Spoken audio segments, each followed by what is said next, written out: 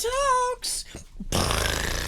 I can't make the cash sound effect. Hey, everybody. So as someone who makes Magic the Gathering content, of course, I've thought about making a deck builders template, which I still think I'm going to do. But the main reason I don't ever pull the trigger on that is the fact that Magic is so fast-paced with its production now. Like, the game is so ever-changing with the sheer speed that new sets and new cards and new metas and new bans are coming out, that any given deck builder's guide, while super useful, could have dated information a week later. And the second reason I never pulled the trigger on that video is there's a lot of deck builder templates out there. Like, every Magic YouTuber has pretty much made one, and they're all really, really good. I think far better than I would be able to make. So go check out those if you want to do that. However, if you've read the title, I thought of something that not a lot of people have done, because there's tons of videos telling you how to build a deck, or there's tons of precons you can buy. But how do you plan on upgrading that deck? Well, hopefully with this video, I will provide a step-by-step guide on how to remove cards out of your deck and what cards to consider putting in to make your decks more fun, less clunky, and more powerful. So if that sounds interesting, leave a like, subscribe, and let's get into it. I'd say the most important part of upgrading your deck is finding room for said upgrades. This, of course, requires you to cut some cards from your deck, and as daunting as that sounds, I've made it as easy as possible for you to help you remove cards from your decks. The first and most obvious way to cut cards from your list is to playtest, playtest, playtest, and keep a notebook or a notepad or your phone next to you and write down any time you're not feeling the best and what is causing you to not feel the greatest. A lot of the times my decks would come up with stuff like, I feel like I'm responding a lot to things but not setting up my own board, which led me to taking out some of my board wipes, a couple pieces of removal, and replacing them with some stuff we'll talk about later on. Get a gut feeling for what issues you're having with your deck, and that'll help guide your thought process towards certain specific cards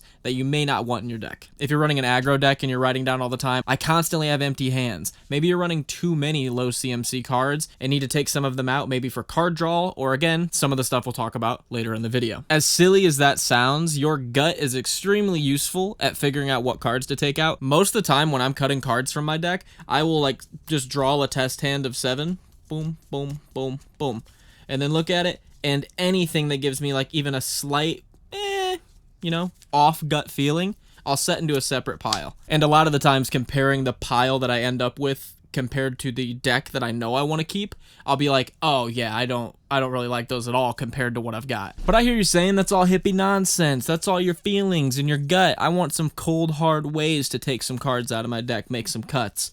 I got you. What you're going to want to do is get your deck out in front of you, and each card you're going to want to label with a one-word tag, and then you're going to separate every card into piles that are organized by these tags. So for instance, my Linvala will go under the protection tag, so I'll start a pile right here for my protection. My Lotus Sig Sib Champion will go into the recursion/reanimation tag, so I'll start that right here. And so on and so forth. Winter Night Stories goes into my draw advantage, Necromancy goes into the recursion and reanimation. Now, almost every time I do this process, even with my Tazri deck right now, as you can see, you'll have one or two cards that are just not fitting into a category, and a lot of the time, those cards just need to be cut. They end up being just a good stuff card that you read and you go, well, that's just too good to cut. But then when you organize your deck like this, you go, it really is just not doing anything with anything. It's just a good card. Now, keep your deck laid out like this because it's going to be incredibly useful for the rest of the video. The next thing I want you to consider is your deck's ramp, removal, and card draw,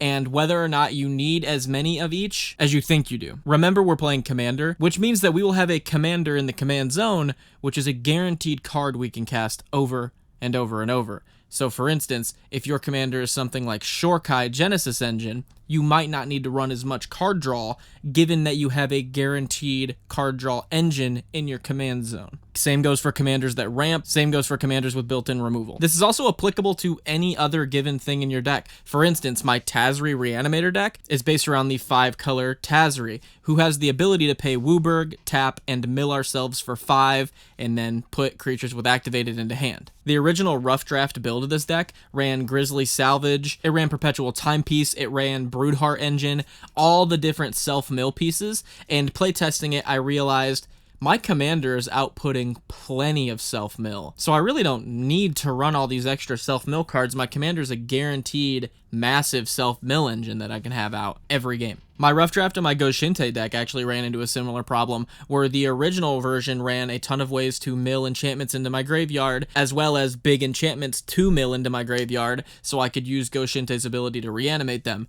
Upon playtesting the deck, I came to find out it's a token deck, and I do not care about Goshinte's ability at all. I've used it a couple times. It is not the main focus at all. We're spamming out tokens. Ask yourself what your commander's doing, and then ask yourself if it's doing it efficiently enough to justify cutting some other cards in the deck that do the same thing the commander's doing. Of course, like any video is going to tell you, if you're running tapped lands, replacing those with lands that will enter untapped is going to make your deck feel incredibly more smooth and less clunky. If you can't afford them, there's definitely some budget lands that can enter untapped. Maybe replace some of your tapped lands with basics. Also consider taking out a couple of your colorless lands, like I was running Volt of the Archangel, Myriad Landscape, and like 4 or 5 other lands that were tapping for colorless, and realized that was really clunking up my gameplay a lot. Choose like a couple colorless utility lands that you like to run. You really don't need to overdo it there, especially if you're in like a 3, 4, 5 color deck. Also, while your deck's laid out like this, double check the requirements for your lands to enter untapped. In my Goshinte deck, I realized I was running a bunch of the lands that check your hand for a basic land type, like the ones that are like reveal a forest from your hand and it enters untapped, and then realized I was running little to no lands with basic land types on them, so they were almost always gates. Easy to overlook. Sometimes you just throw in lands you think are good. Double check. While you've got your deck out like this, go ahead and organize it by mana cost, and this will show you what is known as a mana curve, and I'm sure all you guys know what that is. If you guys don't, it will show you the amount of each CMC you're running in your deck, and when you lay it out, it should make kind of like a roller coaster curve. Now, a good healthy mana curve a lot of the time will peak around the 2 CMC mark. So your 0 and 1s will be a little lower. You'll have way more 2 drops. It'll go back down around 3 and then plateau for the later game stuff. Sometimes just laying out your mana curve will show a big issue. Like your 4 drops will be way higher than everything else and be like, oh, that might be why it's really clunky. So at this point, you should have a small or large stack of cards that you are ready to take out of your deck, and you're wondering, how do I find cards to replace these cards with? Well, outside of just putting in cards that you think look fun or good for the deck and playtesting them, I've got a few suggestions. First off, I want to talk about token engines, and if you want to hear me talk about this a little bit more in depth, I have a whole video talking about them. If you want to check out the top right corner when you're finished with this video. Essentially, token engines are just that. They are permanent cards that will create tokens based on different strategies or outputs. So if you're a Spellslinger deck, running something like Monastery Mentor would be a token engine for a Spellslinger list. My Tazri deck actually got a ton of good ones of these from the new Tarkir set that came out from the Sultai precon. We've got Taval's Judgment, which is an enchantment that either gives us a card draw, a treasure, or a 2/2 zombie when something leaves our graveyard, which in Tazri, yeah, ton of stuff's leaving our grave. And Taval herself provides 2/2 zombies as well whenever anything leaves our graveyard. Both flooding the board with tokens for our deck just doing its thing, which tokens are just overpowered. You can attack with them, you can block with them. That's why I'm suggesting this. I love personally running 3 to 4 token engines in all my decks, and if you would want to try replacing some of your cards with some of these, I think you'll find you like it a lot. Another thing I want to talk about are hosers. I actually have another video, again, if you want to check it out after you're done with this one, talking about what the community here has coined kinks. You guys came up with that term. Genius term, by the way, because they are cards designed to shut down your hosers. So whatever kind of decks or cards destroy your strategy, you should run 2 to 3 cards that shut down that from happening. You're a token deck. You're going to get hosed by board wipes. It's natural. So running 2 to 3 cards that give your board indestructible in a token deck, it's going to help you out a ton. It's the same reason my Tazri deck runs cards like Taval, but also cards like Sir Conrad, because the thing that shuts down my graveyard deck is somebody exiling my graveyard. But if I have cards like those out, it punishes opponents for things leaving my graveyard. They might not want to do it. And if they do, they're definitely getting punished for it. Now, not to plug a billion of my videos into one, but I'm going to plug a billion of my videos into one because, hey, they're all very useful when it comes to adding cards to your deck.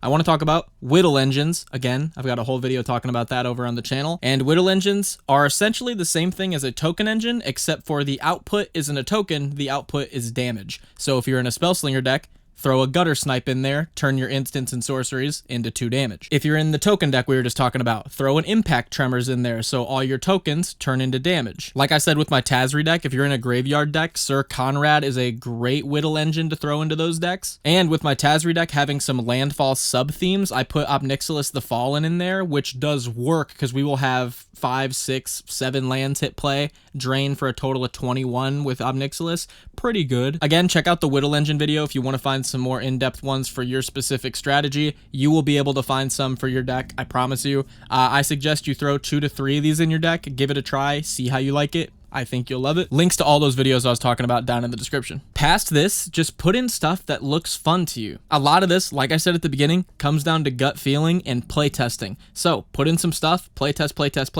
take those notes we were talking about, and then go back through this video. See if those cards you just added make the cut, make it through all this criteria, and then rinse and repeat. I swear, that's what I do most of the day here at my table. If you want to get some quick inspiration for cards, I suggest Scryfall, their random button. I sit there for hours most days just clicking random on Scryfall and reading cards and going, oh, that's insane in this deck. Another great way, especially if you're on more of a budget, to find cards and get inspiration for some new upgrades is to check out some of the precons that come out from the new set. Like I said, Eric over at my store recommended me to pick up the Sultai deck because 4 or 5 of the cards that I was gonna spend big bucks on buying the singles at the shop had gone down drastically in price for that specific printing that was in the decks, and I ended up spending like $10 less just buying the precon, getting all those cards out of it, and then coming across tons of new cards that are amazing in the Tazri list. So check out the spoilers for new sets, check out the deck list for the Commander precons that come out with new sets, check out Scryfall, check out my channel because I have tons of unique decks and builds on there, and I have tons of obscure card lists. Those can always inspire inspiration. And maybe while you're thinking about it, check out the Discord because we got tons of people posting cool decks that are definitely down to talk about decks, recommend cards, and just, talk shop all day. Past that, if you want to show some additional support to the channel, like the people you're seeing on screen right now, consider checking out the Patreon. It starts as low as $1. You can have a direct hand in suggesting cards for the weekly obscure card list, as well as polls that only the patrons have access to, as well as future plans for videos showcasing decks and some other community creations from the patrons over there. If you want to get in on the ground floor with that, consider becoming a patron. And with that, I'm going to stop talking your ear off, and I'll see you guys next time.